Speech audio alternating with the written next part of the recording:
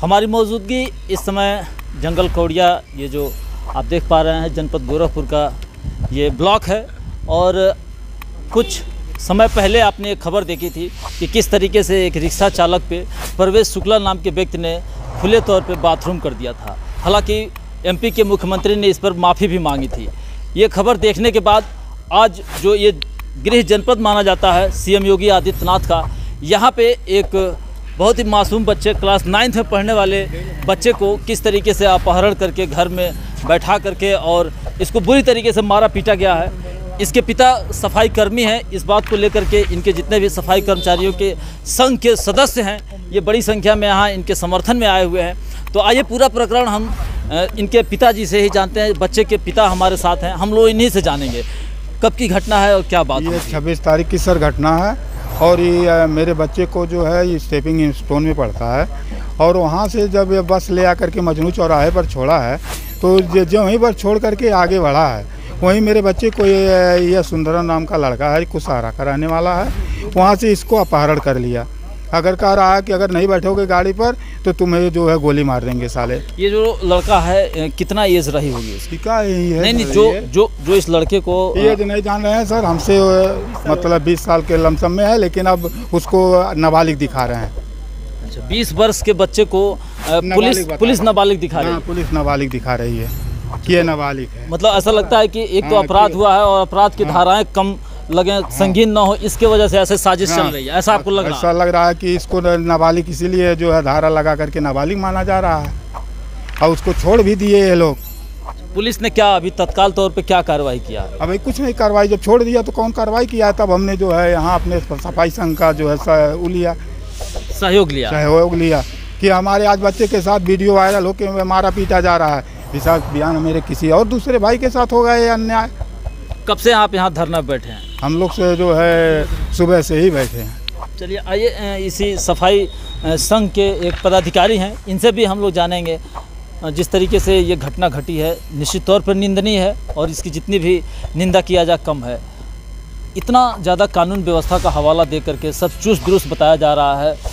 प्रधानमंत्री केंद्र में बैठे हुए बोलते हैं सब चंगा छी, लेकिन अचानक ये इस तरीके की जो घटना किधर इशारा कर रही है? कानून व्यवस्था क्या वास्तव में बनी हुई है या ध्वस्त हो गई है?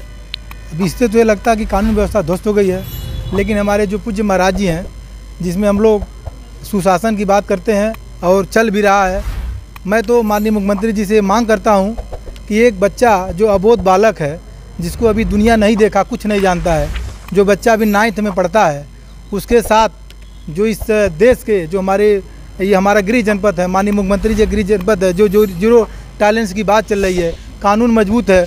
उस समय एक होनहार बच्चा जो पढ़ने में अपने क्लास में अव्वल दर्जे का है, उसको एक जो अपने आप को गुंडा बनना चाहता है, जो गुंडा साबित करना चाहता है, उस बच्चों का ज़बरदस्ती अपहरण करता है और एक सुनसान बिल्डिंग जो ऊपर हार्डवेयर की दुकान है, नीचे ग्राउंड फ्लोर पर एक जो बंद पड़ी मकान उसमें ले जाता है और उस बच्चे को मारता है, पीटता है, राड से, लोहे के राड से मारता है, उसको नीचे सुलाता है, फिर अपना पैर पकड़वाता है, थूक के चढ़वाता है।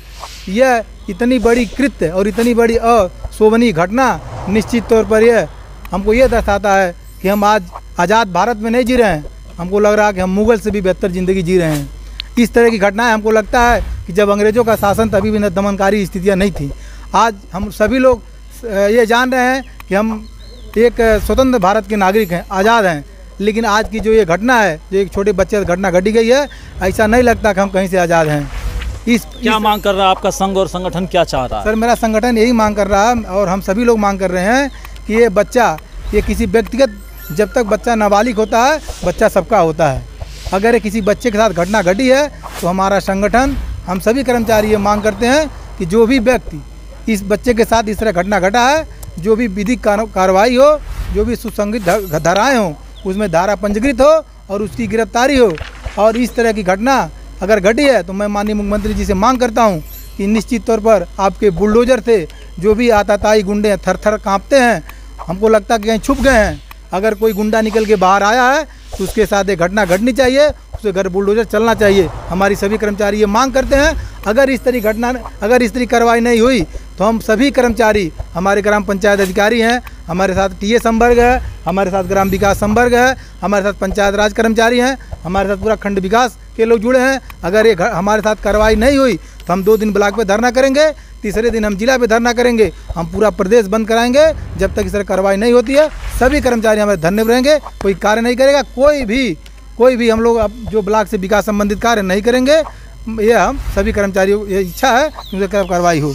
ये संगठन की मंशा है और संगठन ने ये बात निर्णय ले लिया है कि जब तक सख्त कार्रवाई नहीं होगी उस दोषी के विरुद्ध, तब तक ये यहाँ से हिलेंगे नहीं। और ज़िले में जिलाधिकारी से भी फरियाद लगानी पड़े, यहाँ तक कि खुद मुख्यमंत्री से भी फरियाद लगानी पड़े, तो ये सफाई कर्मचारियों का जो अनेक तरीके का संगठन है ये पीछे नहीं हटेगा। हमारे साथ देख सकते हैं स्टेपिंग स्टोन बहुत ही चर्चित स्कूल है गोरखपुर में, वहाँ का ये बच्चा है क्लास 9th में। क्या नाम है बेटा तुम्हारा? हर्ष मौर्य। हर्ष मौर्य नाम है। क्या तुम्हारी कोई उससे मतलब रंजिश थी, कोई दुश्मनी थी? कैसे आपको उठा ले गया वहाँ से? वो मुझे धमकी देके उठा ले गया बिना बेवजह? हाँ। कोई वजह नहीं है? नहीं। लेकिन बात ये समझ नहीं आ रही है कि आपका और उससे क्या संबंध है, कैसे इस तरीके की कोई उठा ले जाता है? बात तो सीधी सी है कि आखिर आपका उससे कोई ताल्लुक नहीं है, कोई संबंध नहीं है, नहीं। आपके गांव का भी नहीं है। नहीं। तो फिर कैसे बात हुई है? अब वो रंगदारी दिखाने के लिए ले गया। चलिए, क्या मांग कर रहे हो बेटा, क्या चाहते हो?